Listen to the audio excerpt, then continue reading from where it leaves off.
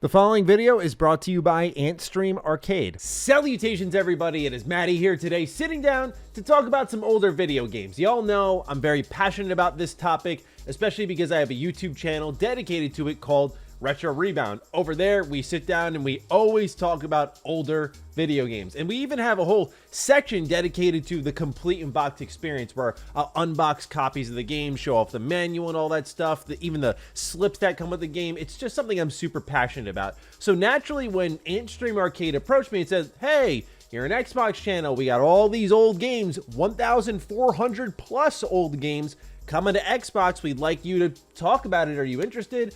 I already had it on my radar as something I wanted to get into. I wasn't sure if I wanted to do it here or over on Retro Rebound, but I wanted to do it here for starters.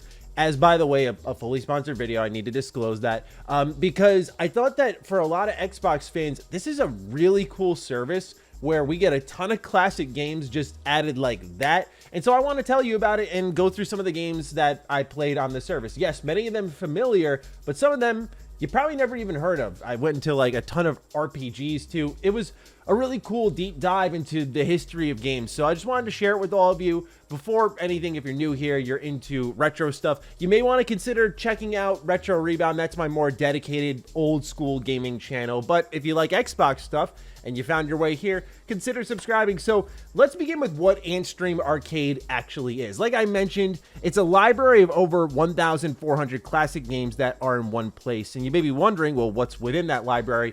That's where I'll highlight some of the games I played. But for the systems, you get stuff like the Amiga, Amstrad, Arcade, Atari 8-bit, Atari 2600, Atari 5200, Atari 7800, C64, DOS. You get the Game Boy, Atari Lynx. You get Sega Genesis, MSX, NES, PS1, SNES, ZX Spectrum, and MSX2. Think of it like Netflix, but for older games this time. We talk about Game Pass a lot here, but this is Netflix for older games. That does mean it uses streaming technology, so you'll fire these old games up. Overall, the streaming experience for me was pretty good. I'd define it as like it was snappy when you started a game up. It was quick to load. However, the only time I encountered a lot of, I'd say, buffering on screen and slowdowns was during Metal Slug X, which we'll talk about later. That game is awesome. Never played it before. I'm going to show my age a lot in this video. I'm 28, so a lot of these older games that many of you have already played, I have missed out on. So this service is even cooler for someone around my age. But I digress. Continuing on,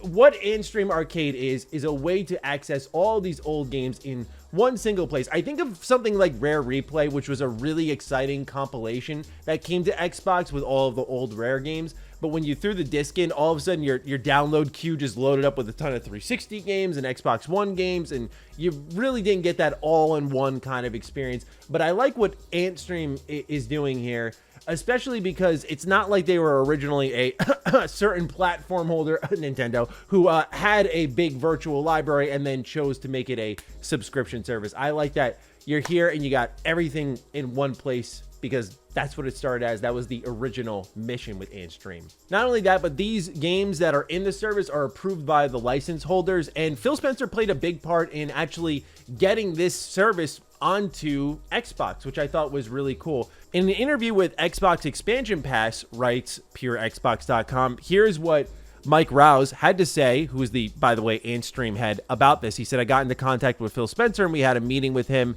and he loves game preservation. He talks about it a lot, but when you see him and you're one-to-one and you're talking about it, he's extremely passionate about it. He essentially gave us the go-ahead to get working on Xbox, and so we've spent the last year getting our tech in place and optimizing the code so that it can run on Xbox.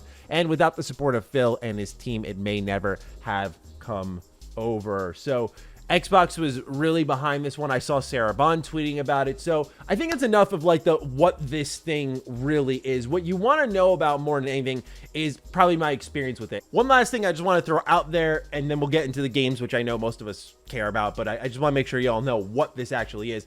Those 1,400 games aren't just it. They're going to be adding more. In fact, more PS1 games on the way, such as ones that were teased in the recent Antstream Connect, like Glover, Worms, Reloaded, and MDK. So it's not to over promote, but it's more so just to say to you all, if you see some stuff in this library that I'm going to be showing off and then I'm playing and you go, I'm not really into it, at least it's something you can kind of keep your eye on and say, all right, you know what, like maybe if they add a couple of things that I'm into, I can, you know, dive right in, and at least Maddie helped me out in that awareness category, because that's all this really is about. So let's talk about games. Let's talk about video games. So I like the layout first and foremost, and how things are categorized. It was very easy to find what I wanted. It's not overly cluttered in my personal opinion, because of all the different categories you can go through and how they drop down into their own menus, where like I immediately, of course, you know me, shot for the role-playing games. That's where I was like, what RPGs do we have here? So I wanted to talk about 3 that I checked out,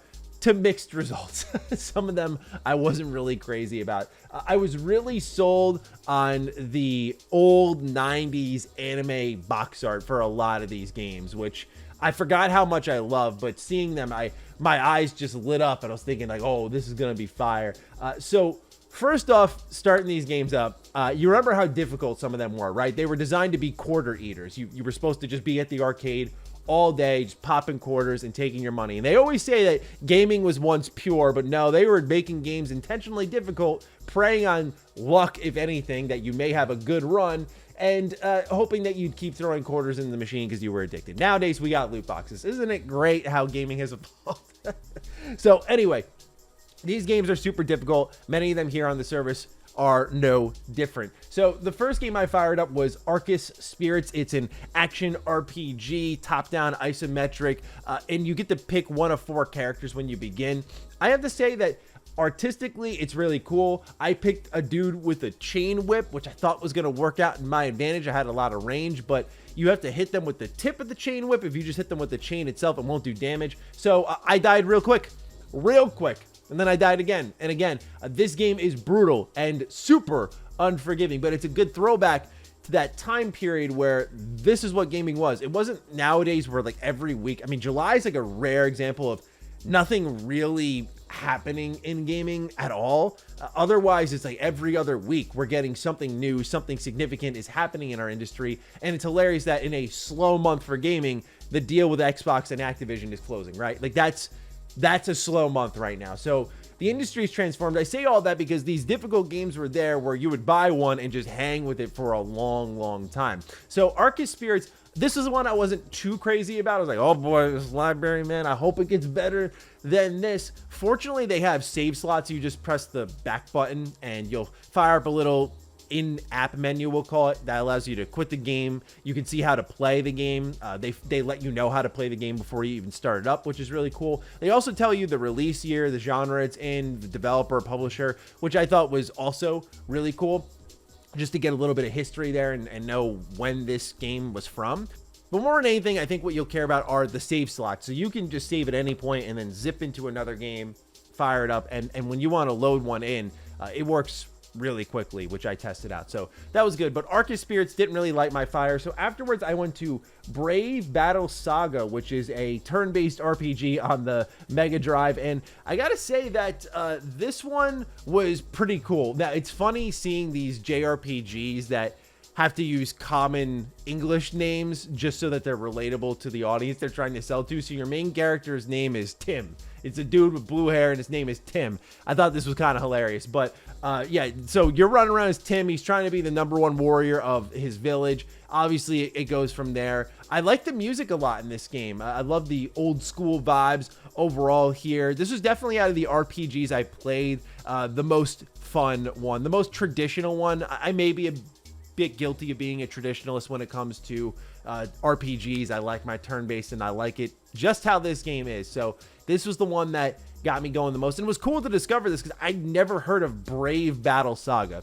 But then after this, we had Rune Monster. So at face value, I thought, okay, this game is going to be really something cool. It's a dice rolling type game. And again, the 90s anime art style really won me over. But when you fire it up, there's woman in bra and underwear just chilling in this room playing video games. You're the one male character. I'm like, okay, I think I see where this is going. I'm going to press on at it. Just, yeah, it's science, right? So I kept going. And then it turns out these characters get sucked into this game world where in order to escape the game, they have to beat the game. So it's a little meta, which I actually thought was pretty cool. But, you know, like, to set up the plot, like, a knight shows up and says, what a bunch of weirdos. And then he introduces the plot afterwards to you and assigns you the task of destroying a great evil in order to escape this game. So, again, very meta, but kind of cool. The game itself is super luck-based and unforgiving. So, you're going to run around what is literally, it's a board game. And you're going to roll the dice. And you're going to zip around. You'll stop at towns. You'll stop at towers. I fought like an elf archer at one point. And you can upgrade your weapon or upgrade your magic, and when you do so, you'll get more dice to roll. So it's kind of D&D-esque, which I thought was pretty cool.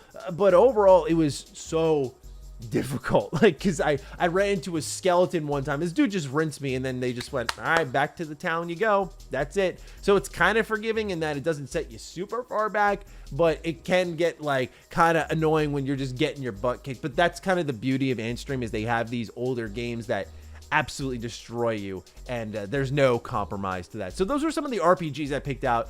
Afterwards, I moved into more classic arcadey territory, twin stick shooters. I have a soft spot for twin stick shooters, and they have this cool trending tab, which I really liked, because this helped me find some ones that, okay, what are, you know, I'm not from that era, so to say, in particular. Like, I was not born yet. So, okay, what did people feel nostalgia for and hop to immediately in this service? So the number one game was called Smash TV. I was like, all right, well, what is this? So I fired up. Y'all, this game is awesome. It is a twin stick shooter where you're on like a game show, and it kind of reminded me of this one part of Rage 1. Remember that game? That game was great too, but it reminds me of that one part where you're in a game show and you're just running around shooting people and trying to get stylish kills to rack up points and get the best reward. That game was so much fun. But Smash TV reminded me a lot of that, and the music was great, and it's literally just being put into these box rooms, finding pickups, and trying not to get hit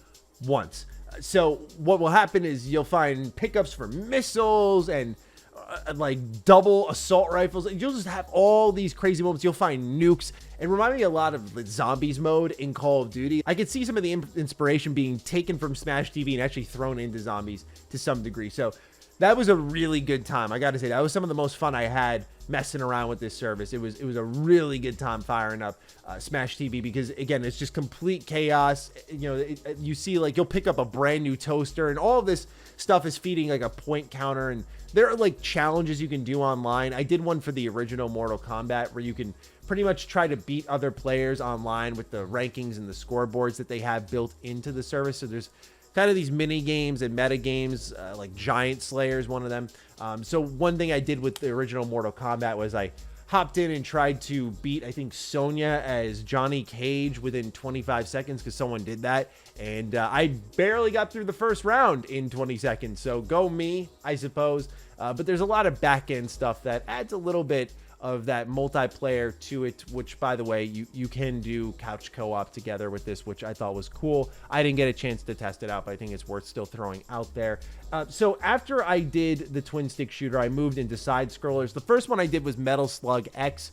This game rules. I love this game. Oh my god, I can't believe how badly I missed out on it. I mean, the wild weapons you get: laser weapons, shotguns, fire shotguns, rocket launchers, human seeking rocket launchers, the absolute chaos on screen, the beauty of the art.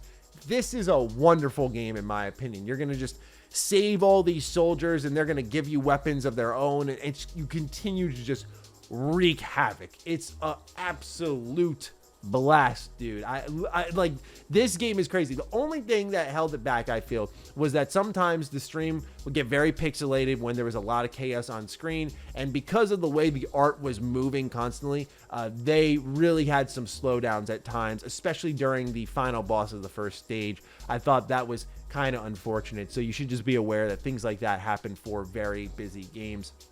This game was a great time. And then I went into Double Dragon.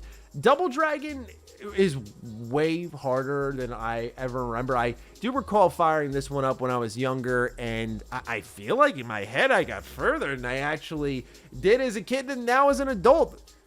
And I feel like as a kid I got further than I did now as an adult. Is this what it's like to get older? Are my skills beginning to atrophy? This is terrible, but it was a good time nonetheless. Still, some of the moves that enemies would do on you, like this big strong man just flipping me upside down over his head. Just crazy stuff, man. But this game was way tougher than I remember. I might be thinking of Double Dragon Neon potentially, but Double Dragon is here. And I talked a bit about Mortal Kombat. I messed around with some fighters. To me, this is what I think of with arcade machines. I remember after baseball games, I'd go to the local pizza shop and they'd have two machines. They had Galaga, and then they had, I forgot what game it was, but they had a fighting game machine. That's where my friends and I would line up and we just pop quarters and face off against each other. And so Mortal Kombat just made me think of those times. And yeah, it's the OG Mortal Kombat, which is kind of good timing when you think about MK1 right around the corner. It was nice to get in, see the original character design, see the original stages, kind of see what they're taking inspiration from with the, I put this in quotes, reboot of MK1. But nonetheless, this game still rules. I have a love-hate relationship with these fighting games where you could like just eliminate a health bar in a heartbeat. It's that high risk, high reward kind of fighting style, which I appreciate.